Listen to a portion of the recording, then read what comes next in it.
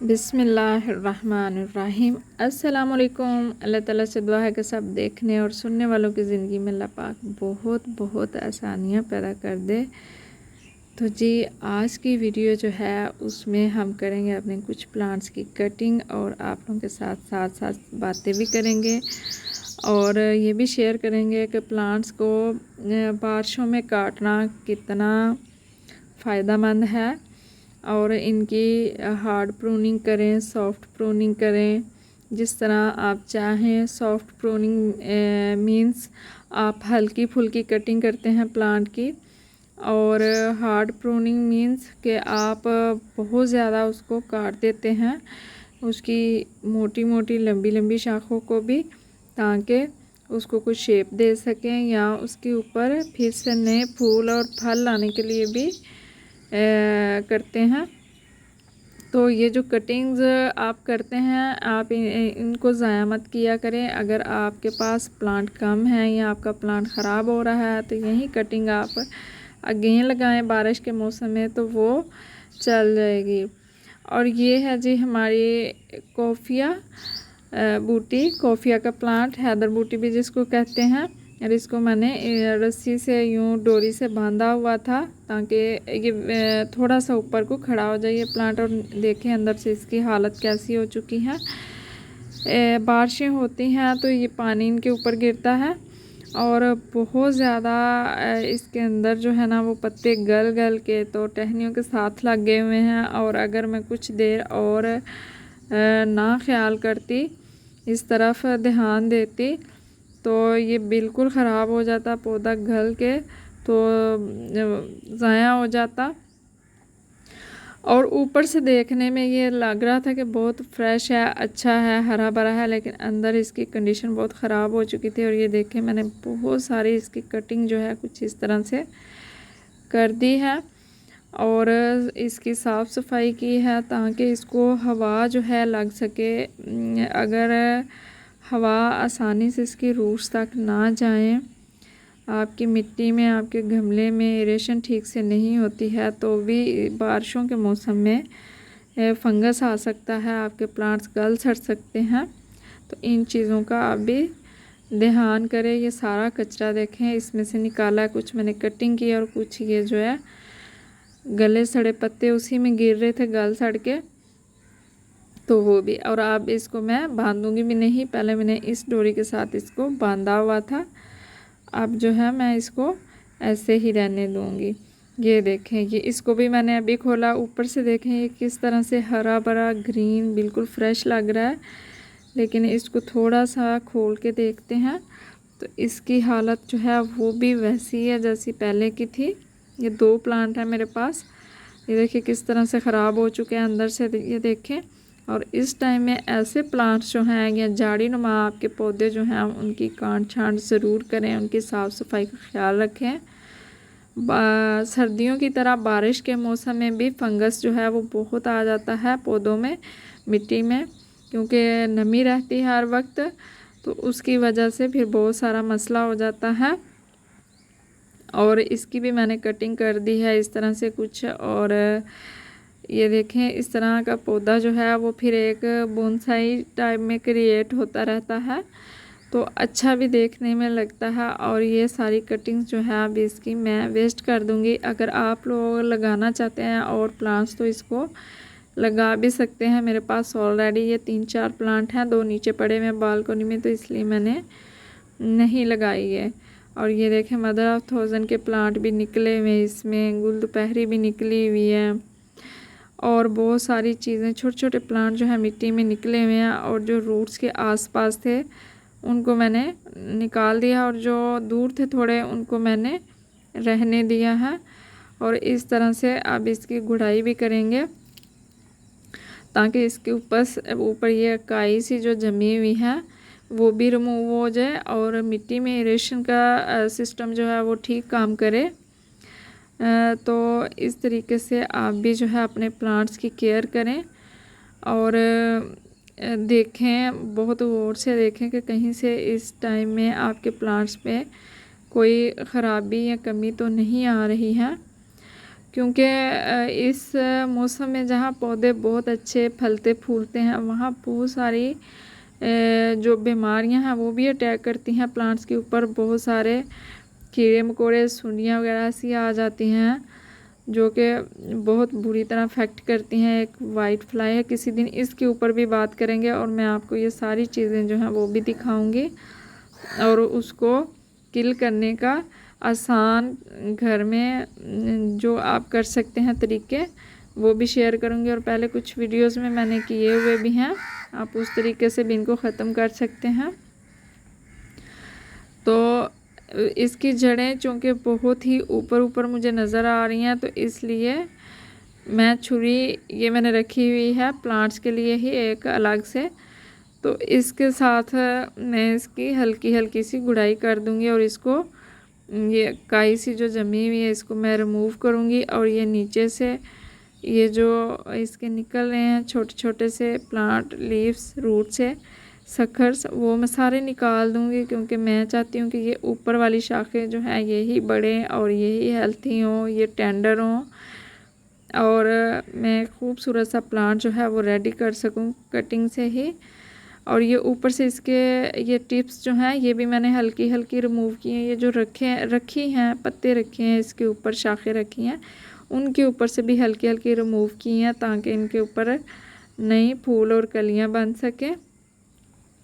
और नेक्स्ट हमारा ये प्लांट है जी हाइबिस्कस का। और ये देखें जी इसको कुछ कांट छांट इसकी मैंने पहले भी किए कुछ दिन पहले और कुछ जो है वो अभी आप लोगों के साथ शेयर करती हूँ कि कैसे करनी है। ये देखें ये मैंने क्योंकि मैं चाहती थी कि थोड़ा सा प्लांट मुझे ना होता है कि थोड़ा सा ना तो 5-6 इंच ऊपर जाके इसके प्लांट्स के पत्ते वगैरह हो, नीचे जो गमले के ऊपर खलारा पड़ा होता है ना मैं चाहती हूँ कि वो उस तरह से फिर जो इसका ये स्टेम होती है इसके ऊपर फंगस आ जाता है, इसको हवा नहीं लगती है, उस तरह से धूप नहीं जाती है यहाँ तक।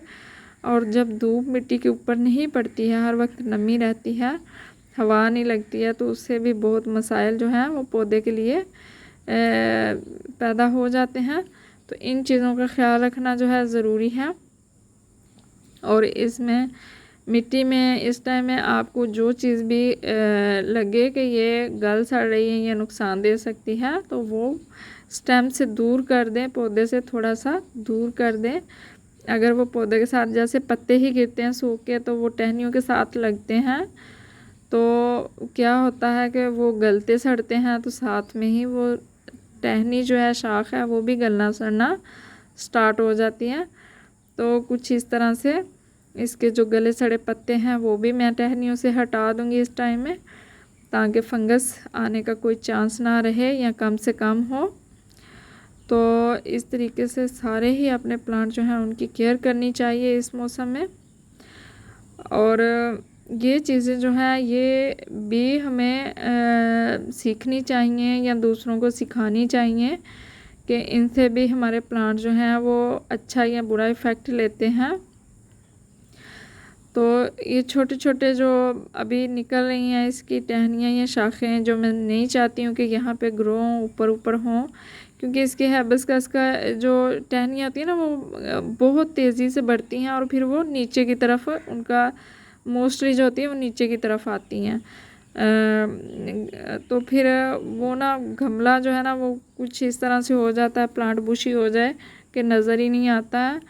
और मैं चाहती थी कि थोड़ा सा ऊपर जाके तो इसकी शेप कुछ इस तरह से बने और बहुत ज़्यादा भी नहीं करना चाहिए क्योंकि वो फिर नीचे से बिल्कुल खाली गमला भी अच्छा नहीं लगता है कि एक टहनी ऊपर को जा रही है सीधी बिल्कुल खाली और उसके ऊपर चंद लीव्स हैं, वो भी अच्छे नहीं लगते हैं।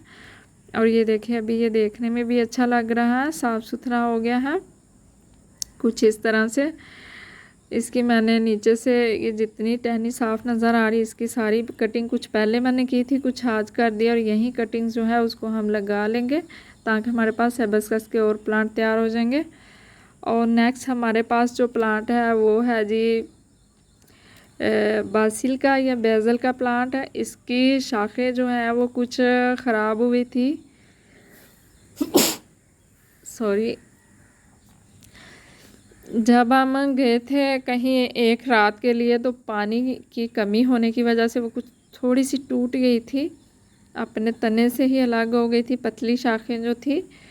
तो मैंने उस टाइम तो नहीं काटी थी, मैंने पानी दिया तो वो जो है कुछ ना कुछ स्टेबल हो गया प्लांट। लेकिन अभी मैंने काट दी हैं क्योंकि अब ज़्यादा नीचे की तरफ आ रही हैं।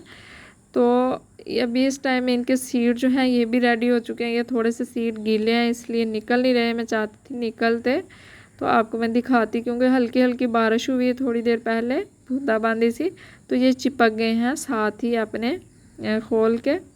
तो इस तरह के इसके सीड होते हैं, पहले भी मैंने इस पर वीडियो बनाई है और ये खुद ही गमलों में गिरते रहते हैं और जर्मिनेट होते रहते हैं। यानी एक दफ़ा आपने बेसल का प्लांट ख़रीद लिया तो बार बार आपको लाने की ज़रूरत नहीं है। और ये प्लांट जो है ये भी बिल्कुल सीड से ही ग्रो हुआ है। और 2-3 मेरे पास और थे जो कि वेस्ट कर दिए, क्योंकि मुझे फिर 2-3 मैंने रखे और 2-3 इस तरह से, क्योंकि यहाँ पर कोई मुझे मिल नहीं रहा कि जिसको मैं प्लांट दूँ, जिसको शौक़ हो, कोई मुझे कहे कि हमें प्लांट चाहिए तो आप दे दें, आप वेस्ट ना करें। तो इस तरह से फिर वो मुझे कुछ वेस्ट करने पड़ जाते हैं, ना चाहते हुए भी, दिल नहीं करता लेकिन फिर भी। और ये देखें ये टहनियाँ जो हैं इनको मैंने काट दिया है। और ये अगर एक प्लांट भी आपके गार्डन में है तो इसकी खुशबू इतनी अच्छी होती है, इतनी कि आपके पूरे गार्डन में फैली रहती है, बहुत ही मीठी स्वीट और बहुत मज़े की होती है। और ये एक हर्बल प्लांट है, ये भी मैंने अपनी वीडियो में वो बताया हुआ है, ज़रूर देखिएगा। और ये देखें छोटे छोटे इसके प्लांट जो हैं वो खुद से और भी जर्मिनेट हो रहे हैं मिट्टी में।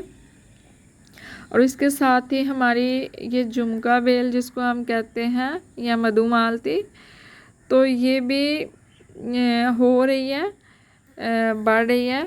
तो इसकी वजह से, बेसल की वजह से उसकी ग्रोथ जो है वो काफ़ी इफ़ेक्ट हो रही है, क्योंकि वो झुमका बेल जो है वो ऑलरेडी इसमें लगी हुई थी और ये बेसल के प्लांट जो है वो बाद में इसमें ग्रो हुए हैं, खुद से जर्मिनेट होके सीड तो ये हुए हैं। और एक ये वाला प्लांट है, ये हिबिस्कस के प्लांट के साथ ही उगा हुआ है और ये भी सीड से ही ग्रो हुआ है। तो इसका भी कुछ नीचे से मैं काट छांट कर दूंगी। वैसे भी अभी इसके सीड जो हैं वो पक चुके हैं, तैयार हो चुके हैं और कुछ दिनों तक ये प्लांट जो है वैसे ही ख़त्म हो जाएगा। जब इसके सीड रेडी हो जाते हैं तो वो ख़त्म हो जाता है। अगर आप इसके सीड नहीं बनने देते हैं और उसको टाइम टू टाइम प्रून करते रहते हैं, उसकी पिंचिंग करते रहते हैं, तो फिर वो जो है वो काफ़ी महीनों तक प्लांट जो है आपके पास सर्वाइव कर जाता है। और मैंने जानबूझ के इसकी पिंचिंग नहीं की है, क्योंकि इसके जो फूल आते हैं वो भी मुझे बहुत ही अच्छे लगते हैं, मैरून कलर से लाइट पिंक से खिलते हैं जब हो जाते हैं, तो देखने में भी ये भी बहुत खूबसूरत लगते हैं। तो मैंने इसलिए इसकी कोई पिंचिंग नहीं की है। स्टार्टिंग में हल्की सी की थी लेकिन बाद में नहीं की है। तो ऐसे ही मैंने ये अनार की देखें ये टहनियाँ पड़ी हुई हैं सूखी, ये मैंने इसकी भी नीचे से जो शक्कर निकले थे वो भी मैंने कटिंग की थी और अब दोबारा से इसके निकल रहे हैं, ये देखें छोटे छोटे।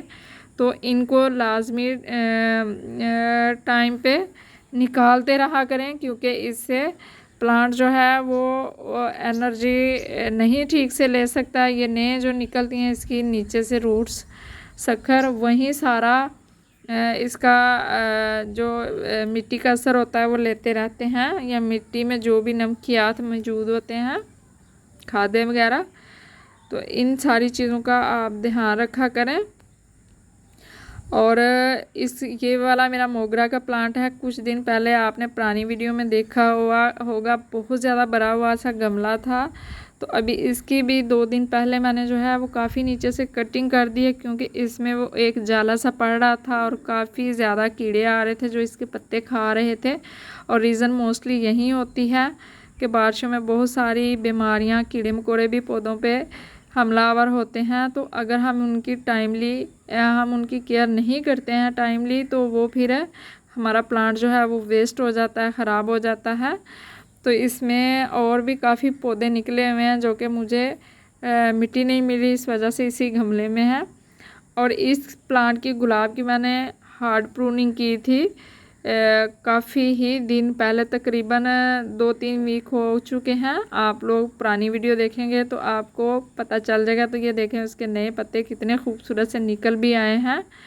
तो बारिशों में आप इन सारी चीज़ों का ध्यान रखें। यहाँ जहाँ आप नए प्लांट लगाते हैं वहाँ पे अपने पुराने प्लांट्स की भी केयर करें और इस तरीके से अपने गार्डन को खूबसूरत बनाएं। और मेरी वीडियो को प्लीज़ लाइक और शेयर कीजिए। और जिन लोगों ने अभी तक मेरे चैनल को सब्सक्राइब नहीं किया प्लीज़ ज़रूर कीजिएगा और मुझे रखिएगा दुआ में याद। अल्लाह हाफ़िज़।